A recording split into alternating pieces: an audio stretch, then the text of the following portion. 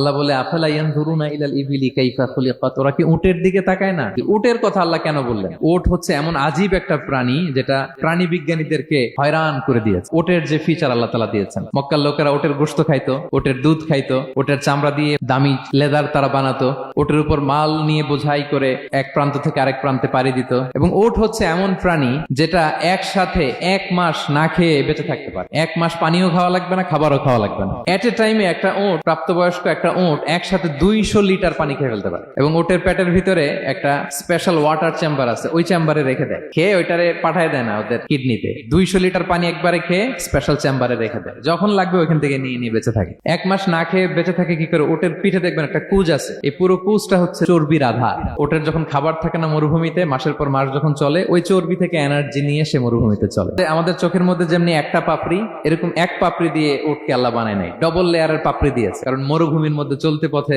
লু হাওয়া থাকবে, মরুভূমির সাইমুম, বালুর ঝড়, এই ঝড় মোকাবেলার জন্য, লু হাওয়া মোকাবেলার জন্য ডবল লেয়ারের চোখের পর্দা। একটা পর্দা ফেলে রাখে, আর একটা খুলে সে হাঁটতে থাকে, তার কিছুই হয়। সুবহানাল্লাহ। এবং মরুভূমির মধ্যে যে ক্যাকটাস আছে, গুলমলতা, বড় বড় কাঁটা জাতীয় গাছ, যেই কাঁটা পৃথিবীর কোনো প্রাণী খেতে পারবে না, কিন্তু একটা উট অনায়াসে খেয়ে ফেলতে পারে।